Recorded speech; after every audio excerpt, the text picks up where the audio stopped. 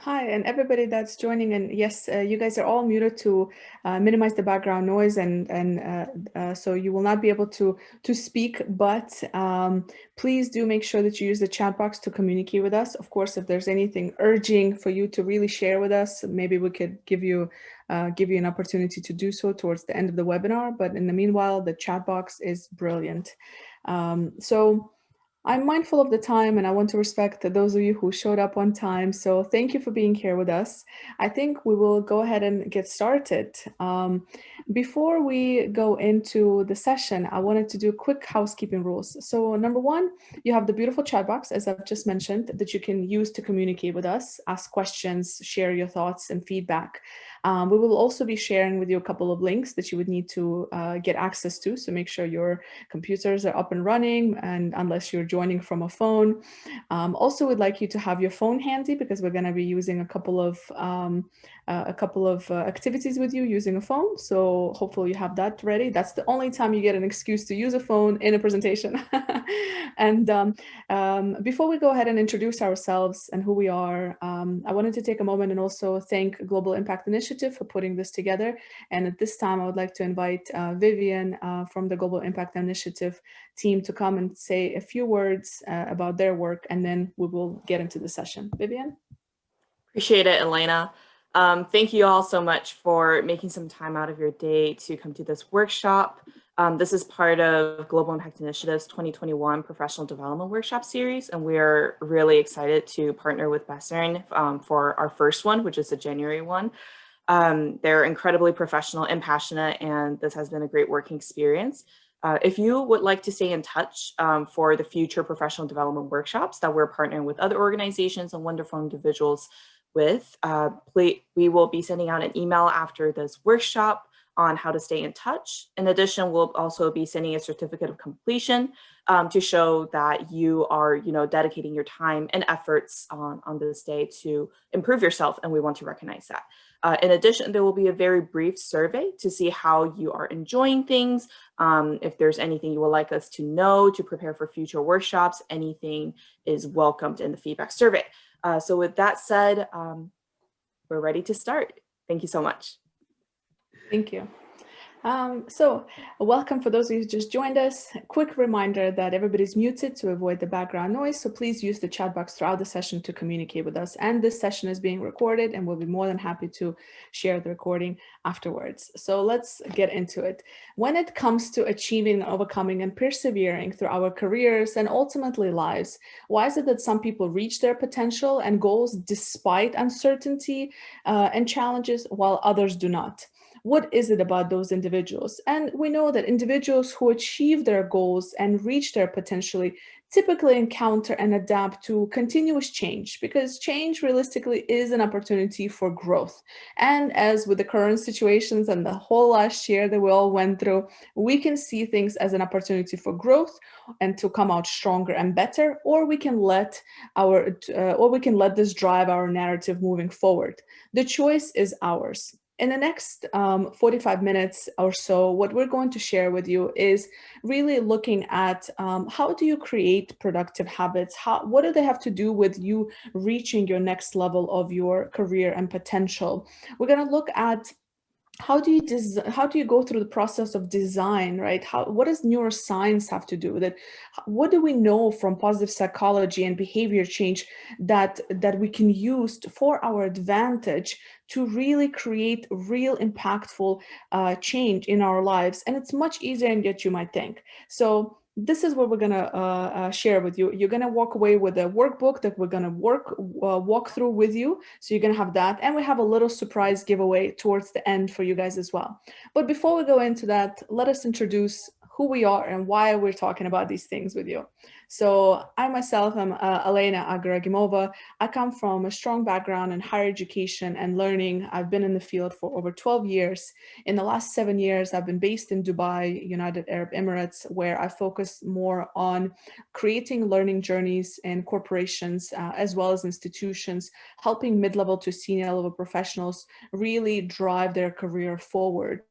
It was a passion that turned into a career and then a business, and I was very lucky to have come cross paths with a friend of mine, Yvonne, and now a business partner. And a couple years back, we dove into this journey of Western together. We love learning, we love future of work, and we love ed tech and the access and possibilities that it gives us to the work that we bring to the world. So we write to in various publications around the Middle East. We're quite present in the media in the region, and we're really happy to be here with you guys. Ivan? Hello, everybody. So my name is Ivan. I have been working in corporate for close to 18 years. And what is crazy is that during this time working in corporate, I have been always looking for ways on how can I, myself, self-improve, reading many books, taking inspiration from different writers, from different characters, or founders of startups, people who have like leadership skills in order to improve. But guess what? What I have realized that during all this time, I wasn't finding the real way. How can I get to achieve, to reach my goals? The thing is that there is something very particular to the brain that makes us that we cannot take the learnings from Steve Jobs, from Elon Musk, and copy and paste it, because there is something different that needs to be adapted and created as a routine in the process for adoption from the brain. So I have a scientific background, so it makes that I am the kind of a person that needs numbers in order to prove that something is happening or not. And this was one of the reasons why we founded Besson, in order to have the possibility to learn and have enough information about how many people are really acting on this knowledge. What is the process, and what are the things in our brain that help us have the motivation, or don't count on motivation in order to be successful in our goals. So, and these are the learnings that we are going to be sharing, a little bit of research, a little bit of science, a little bit of personal experiences today. I'm really looking forward for this discussion. Thanks, Ivan. And before we jump into it, if we can go to the next slide, and what we want you to do is we want you to pull out your phone and just take a moment to scan the code that's there. You're going to be taken to a Slido app, and there's going to be a yes or no question. And all we want to know is, did you do your New Year's resolution? So I imagine many of you on this call have had a New Year's resolution for this year. Although, Ivan, honestly, sometimes I've been talking to people and they said, listen, after 2020, I cannot have any more resolutions. So just I don't want anything to happen, just if things to stay the same is fine. So, and some of you guys are already plugging it in, wonderful. So we have just a couple of people still missing. So majority of you have had your resolutions. Beautiful. So keep that in mind as we're moving forward as well in this presentation. Maybe one or two more people. So majority have. Ivan, you want to say something? Yes. What is crazy is that according to research, so what happens is that only 5% of people achieves whatever they decide during the New Year's resolution. And this is a number that is quite crazy, because we are all motivated in changing the year to do an action, to improve ourselves in something, to reach certain goals, to be better at something. And despite the high motivation that we may have, people are unsuccessful, right? Yes, absolutely. And why? We're going to talk about it in the next slide. So as we go into this topic, I want to just set the scene a little bit and give you a little bit of information when it comes to the science behind how our brain functions. So the brain is lazy, and I know Yvonne doesn't like when I say this, so he's going to fight me on this, but the brain essentially is lazy. What do I mean by that? Is that anytime we go through a change, let's say you want to eat healthier, you want to exercise more, you want to start journaling, you want to start meditating, you want to start, I don't know, spending more time with your parents, for example. Maybe you want to wake up earlier. If you think about it, think of the last time you really wanted to make a change. Was it easy or was it not?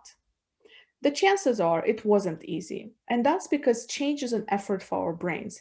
And we kind of have this sort of reptile brain, right? Because it either seeks pleasure or avoids pain.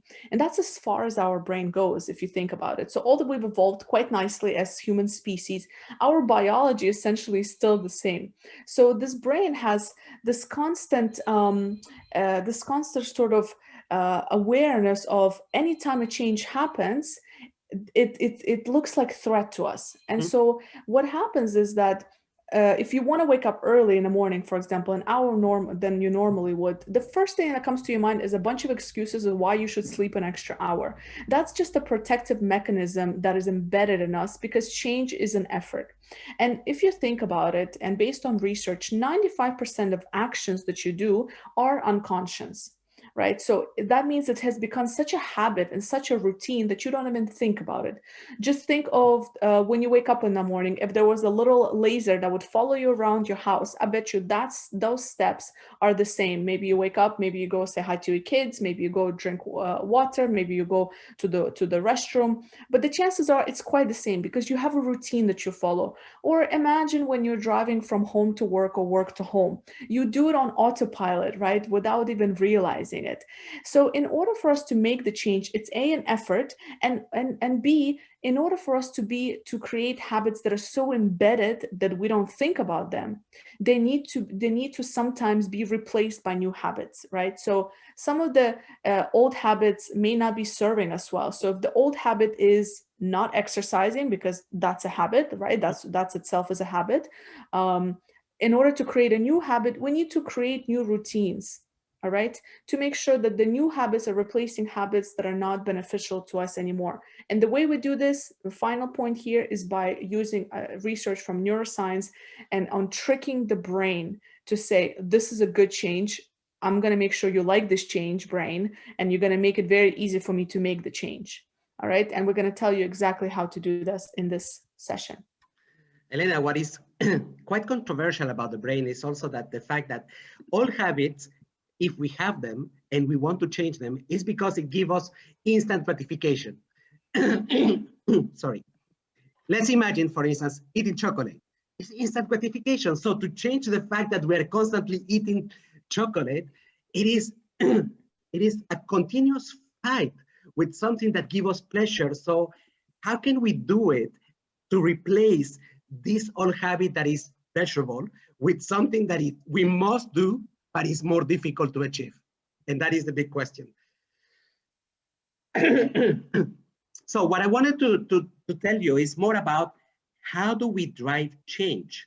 And in order to explain you that, I want to drive you through some guy. His name is Benji Fogg, a professor in Stanford. He has been dealing for 20 years understanding how people change behaviors. And in his model, he says there are the three things that are important in order to drive change. One of them is motivation. The other one is the ability or capacity that we have to do the action. Is it hard to be done, or is it easy to be done? And the last thing that influences driving change is to have a trigger, like a reminder to do the action that we want to change. Now, what happens is that motivation is inconsistent. So you gave the example, Elena, about the story of going to the gym, and I have been there. So we go to the gym, we think that, okay, I will buy my subscription for 1 year. I'm going to meet my Serbian coach. He's going to kill me. And then after 3 weeks, I'm going to hate him and I'm going to drop my, my subscription. And I have paid a couple of thousands of dollars for my subscription and I'm dropping it. Motivation is inconsistent. The key question is, how do we make it easier so that change happens? And what Benji Fogg has discovered, that the bigger impact is made by the ability. It means that if it is something easy to be done, to start, to create this routine. You mentioned just before that 95% of the brain is the subconscious. So how do we put the new action in what we call the subconscious? Is by making it easier, creating routines, having consistency on making this routine will create a pathway in our neurons in order to store the new action in the long-term memory and not in the short-term memory. So 95% of our brain is subconscious. What do we have there? You say that couple of routines. We have everything that has been stored since we are 8 months old, with rules that our parents have told us, beliefs from the society. So it is a dump for anything that has been anchored in our brain. So what we need to do is to create actions that are going to be stored in this long-term memory. It's not the short-term memory that we use. For instance, right now you are listening to me, you are going to store it in the 5% remaining. It's the cognitive part of our brain. This is long-term memory. Unless you do an action, no matters how short it is. And we will explain you a little bit more about how do we make very short, tiny actions. We need to make it so short, so small in order to start. Action is going to make it so that it is stored in the long-term memory. The third point is about the trigger. Not to forget that the triggers, it can be from two different sorts, two different types. One of them is a little bit like when we're hungry, our stomach is going to start rumbling, making funny noises. This is the internal triggers that we have. And the external triggers would be more like having an Outlook reminder, having my famous Trello where I write all of the actions that I must accomplish. Something that will remind me, but very often the trigger is an action that we are already doing. An action that could be as simple as taking a coffee in the morning, if you drink coffee, or going to brush your teeth. It is an action that can help us to remind us to do another action. Now, the big difference is, and I mentioned it before, is that we shouldn't be depending on motivation. Everything that is in the right side of this curve that you see that is called the activation threshold is something that will happen.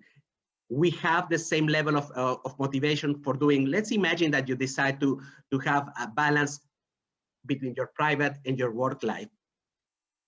The object itself, the action itself looks huge. We have the motivation to do it.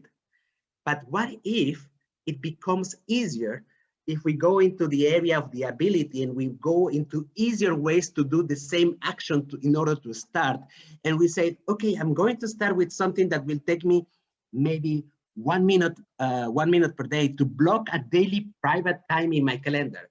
So in the middle of your working from home, constant demands from work, from your family, from your kid who wants help in the homework or whatsoever, you start taking 1 minute to block a time where you are going to block to have your private time. This is an action that is so small that anyone can do it. We always hear, Helena, this story about people who did amazing things just because they had high motivation. But listen, we are listening only about the 1% of people who achieve things. The 99% of people who achieve things are by being constant, by investing 1 minute at a time and building up a little bit like a compound interest that is growing every day. This 1% that at the end of the year will make 365% in order to achieve your goal. So, and this is what we don't hear. We always are crazy about certain stories that people who didn't have money suddenly became entrepreneurs, unicorns, or whatsoever. But we don't hear about this 99% of people who succeeded by doing little steps, right? Absolutely. And you know what's interesting is that we always, I feel, looking for these quick wins and magic wands to say, how can I make this easier? How can I achieve? And this is it. Like if there was a magic wand, it's understanding of that understanding your brain, number one, and then creating processes that are easy for the brain, because motivation does not work. Again, if you just think of the last New Year's resolution you've had, or perhaps some of the examples that Yvonne has put up, this is it. Like it's very difficult to stay consistent, and two things that make you achieve in life is consistency and discipline. So how can you create processes that make it easier for you to do so? And that's what we're going to share moving forward now. But I think that first we have a little bit of a question for everybody. Yes. So if there's anything that prevents you from achieving your goals, what would that be? So you can scan. This is the last slide I will give you guys. So just scan the barcode right there and just plug it in. If there is anything that prevents you from perhaps achieving a particular goal, what would that be?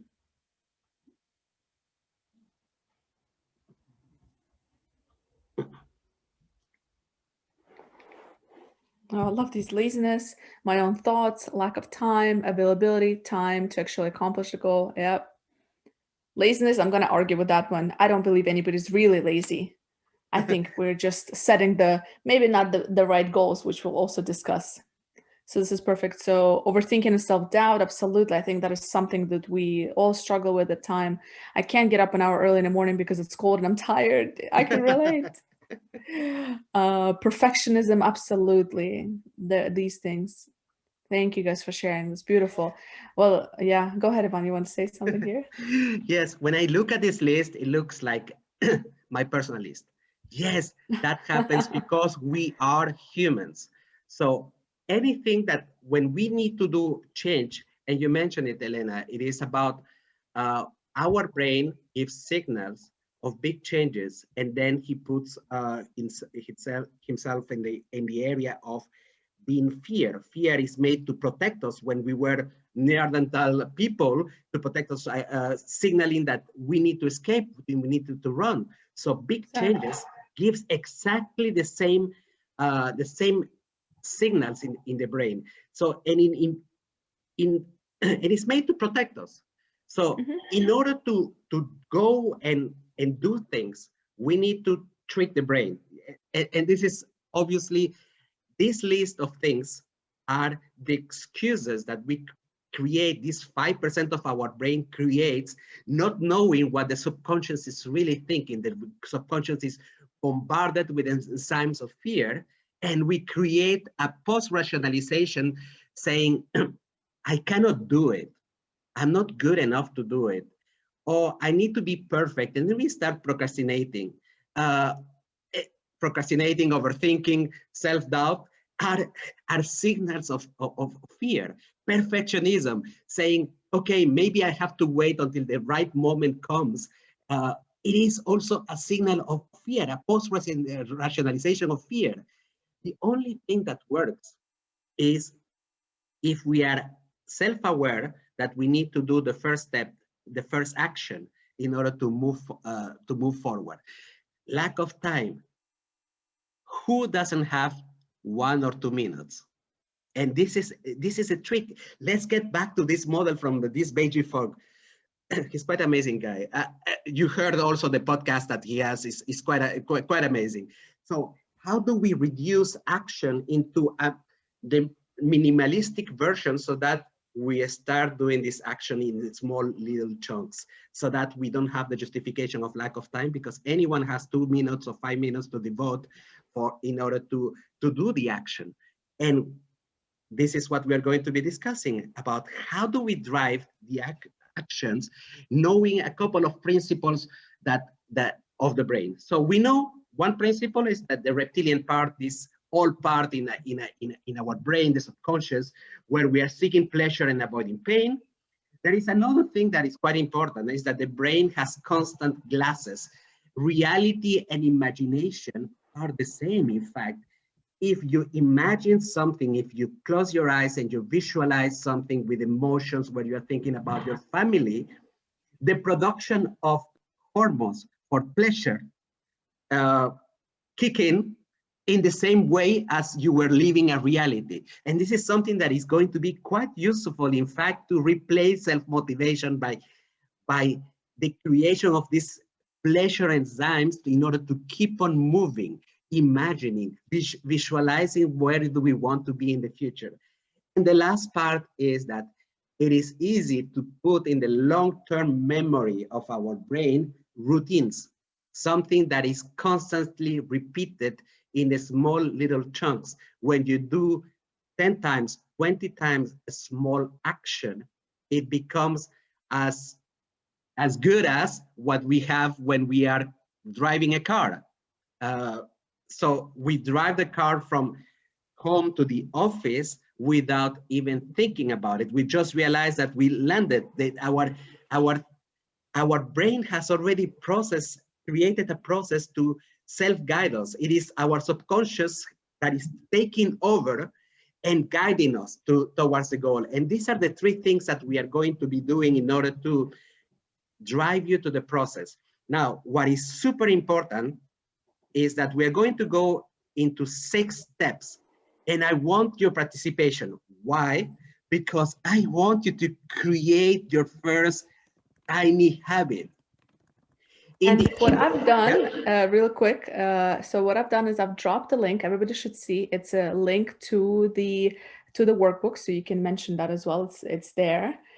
So what we want you to do is just to access this link that I just dropped in the chat box, open it, and you can either download it, use it right then and there, or you can just write it down if that's easier. So whatever works for you, but we're going to go through it and Yvonne will explain it. But I just want to make sure it's there. So you guys should all have it. I should really quickly explain you what you see in the right side. In the right side of this slide, you see a habit tracker. By the way, you will have access to the habit tracker after this webinar. So the habit tracker is a tool. You remember that I was telling you about how do we realize and trick the brain that we are progressing. So we need to have self-awareness of our little progress when we have daily habits. So the option that you have is to track every time you are doing an action that is helping you, no matters how small it is, helping you towards your goal, and you have the possibility to track it and see the progress and congratulate yourself. Congratulate yourself when you achieve a strike of 5 times in a row doing an action.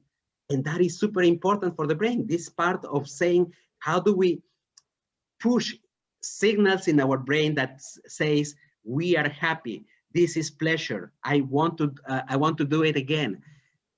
This is how we use the habit tracker. So we're going to drive you through the 6 steps. And I want to start with something that is quite the beginning of the story, in fact. How do we all have goals or aspirations? Let's imagine that we try to imagine the kind of person that we want to become. Let's say that in my particular case, I want to become the kind of person who is at ease and is never nervous or has less stress. That is a goal or aspiration. It's not an action. So we are not there yet. So, and I want you to spend some time to think about what could be a mini goal that you are an aspiration that you want to be. And it needs to start, I want to be the kind of person that 3 dots that starts learning data science, the kind of person who knows how to balance his life, private life with work, the kind of person who is much more productive, the kind of person who dares to speak in public, the kind of person who dares to speak out when there is a meeting at work. What would you like to be? I will give you a little bit of 1 minute to write one thing. Think about the thing that it matters for you today. Today that you are sitting at home or in the office. What type of person? Choose what we all want to be, different type of person, but I want you to choose something that the first thing that comes to your mind. Write it down.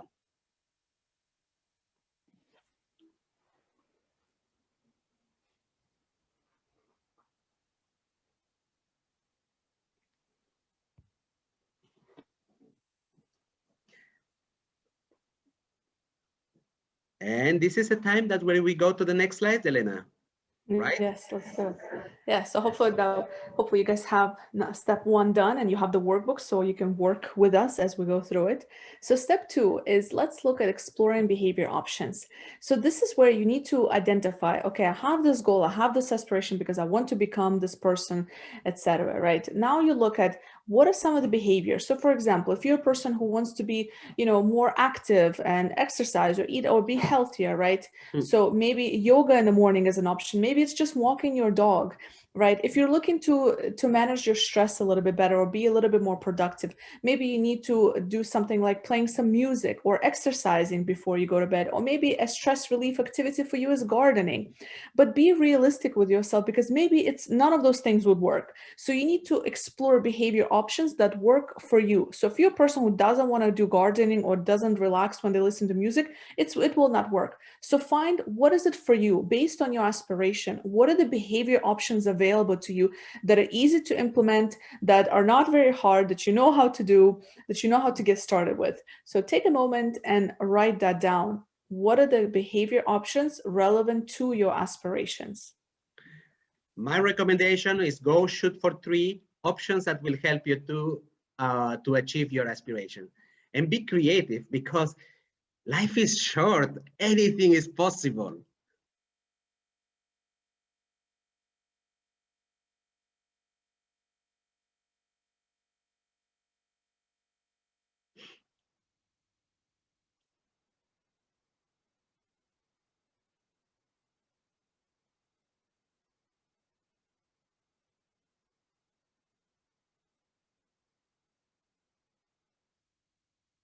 Let's move to number 3 and let us know if you guys need a little bit of time, but hopefully it's enough.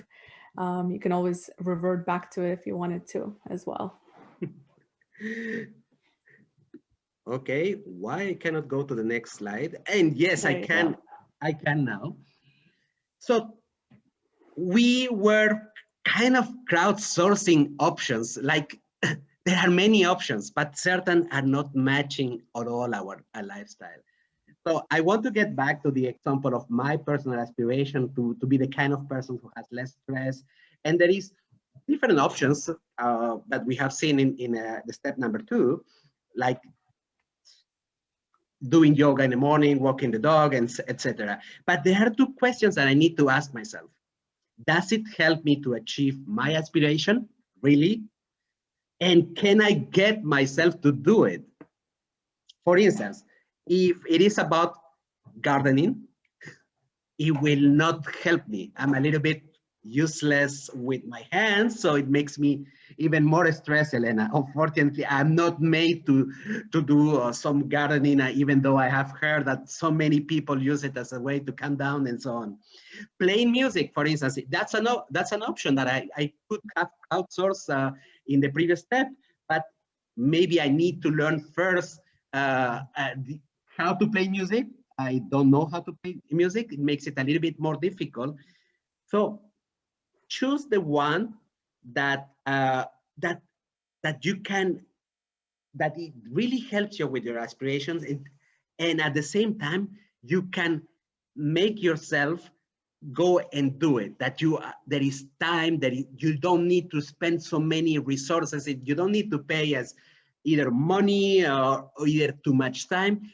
Choose out of the 3 that you crowdsource in the previous step, and choose the one that only one that you can say, tomorrow I could do it.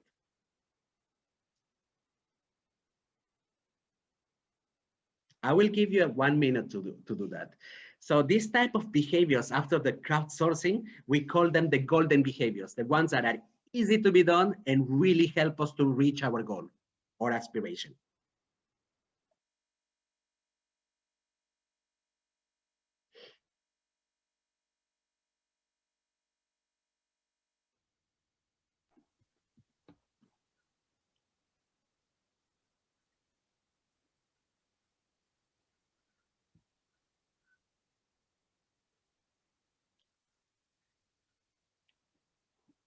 It's the awkward radio silence. That's incredible.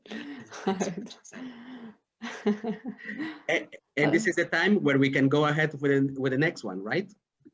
Yes. I Just wanted think to that. give you guys some time to do this with us together.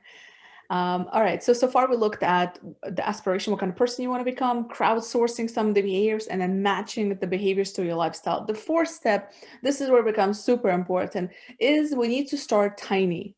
All right? And what I mean tiny is, for example, if you want to start exercising and you've never exercised before, do I want you to go and sign up for 5 weeks, 5 days a week gym, or to go for an hour to the gym? No, because it will not work. Your body will say, no, oh no, it's not going to work for me. Let me just stop. But what you can do is say, let's say you're going to just do, I don't know, five push-ups every day, or maybe you go for a 10-minute walk or a 5-minute walk, right? So, or maybe after you finish brushing your teeth, for example, you are going to, I don't know, or maybe you're going to squat if you're that coordinated. I'm not, but whatever works for you. The idea is to start super tiny, that to where it sounds ridiculous. It sounds ridiculous, but it works. That's where the magic is. Don't buy it from us. What we're saying to you is based on research and a lot of research from really brilliant people, and it really does work. It's all about creating those tiny habits. So take a moment and think about, how can you make this tiny habit? So some of the behaviors you've selected, how can you make sure they happen? What is the smallest piece that you can do that is applicable to you? Not what your neighbor can do, your brother, your sister, your wife, your husband, your kids, whatever. No, what is right for you? So take a moment here. By the way, Elena. Vivian said, both of you assume I can do 5 push-ups. Okay, Vivian, start with one. Start with one. Tiny. Start with one.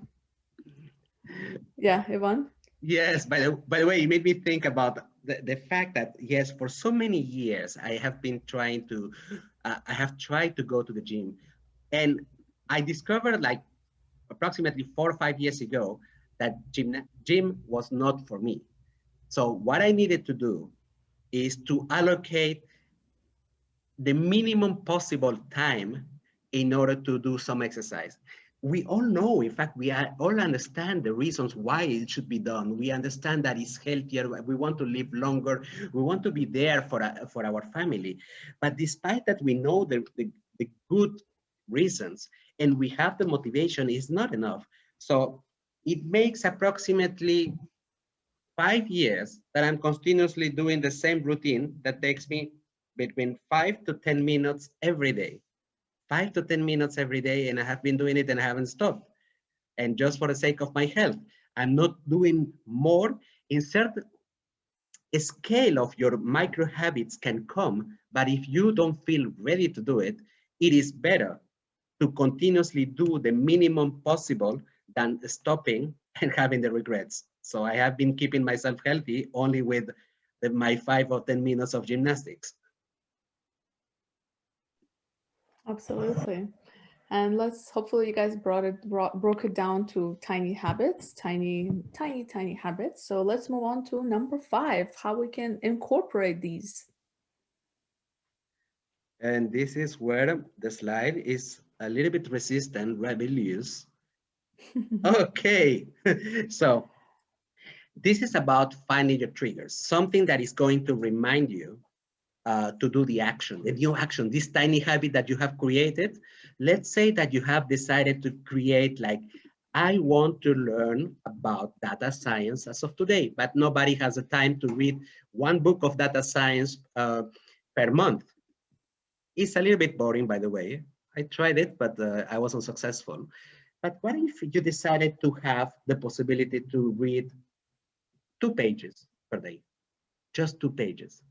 So you need to find a trigger that will remind you to read these 2 pages every single day. So for instance, a trigger might be an action that you are doing recurrently. So I gave before the example about drinking a cup of coffee, brushing your teeth, or maybe you have a routine just before going to bed, like me, either of putting things in the side of the bed. And this is something that you can use, for instance, or I have personally used, is to say, can I use this existing routine of putting my clothing in the side of the bed as a trigger to remind me to go and open the book and do the 2 pages that I have promised myself? Can I use something that I do continuously. Let's say whenever you go to the office and the first thing that you do is to turn on your laptop as a signal to do an action that I have promised myself, like for instance, creating more empathy with my direct reports. As soon as I turn on my laptop to think about the new action that I want to do, is that which could be spend 1 minute chatting just personal with one of my direct reports. 1, 2 minutes, that's it. So what could be the type of triggers that you can use in order to do your action? It needs to be in a moment where you can, where there is no friction, in fact, so that you don't have maybe if you want to read, obviously you cannot read while kids are running around. You cannot read in the middle of a workshop at work. So when could be the right moment and the right action that you recurrently do in order to start a new behavior? I will give you just 30 seconds because that is a quite easy story. If you think about it, we are people of routines. So in average, a person has around 30 different routines per day that we do constantly without noticing. So out of the 30, you will find something that is going to act as a trigger to do your new action.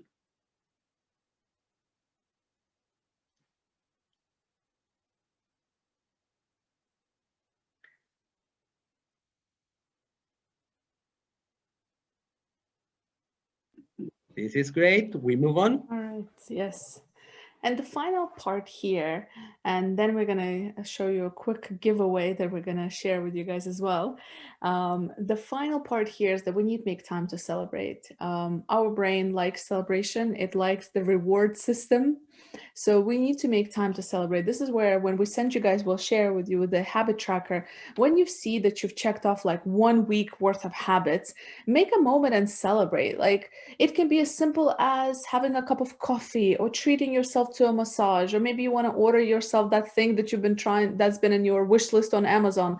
Whatever it is, it doesn't need to be big or anything like significant. It can be as simple as just acknowledging the fact that, wow, looking at it, and you're like, wow, I have done 7 days in a row of this particular habit, because it gives that reward to your brain to then keep going for the next 7 days and next 7 days and onwards. And the important part is that even if you fall off and there's 1 day that you skip, the point is to get right back into it, even if you do skip it. So don't be too harsh on yourself in that sense.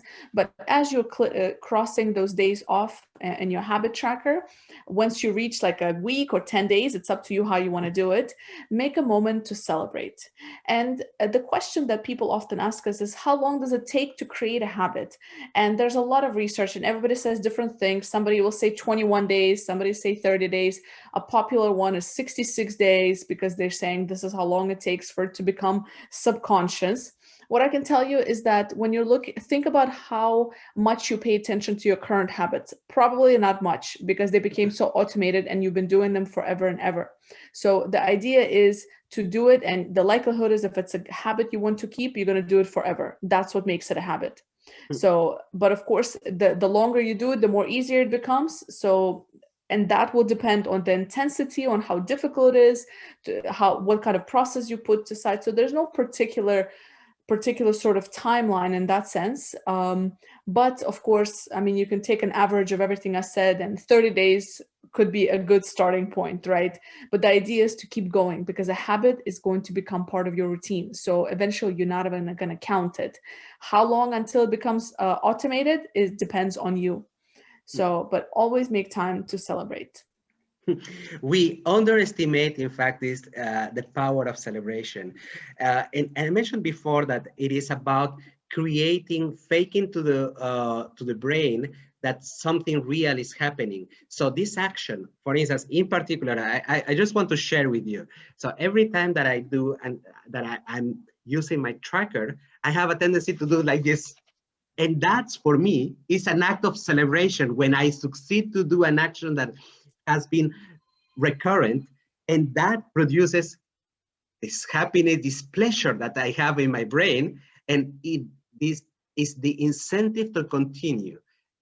until it becomes kind of addictive to do this. I'm going to be looking every morning to do this.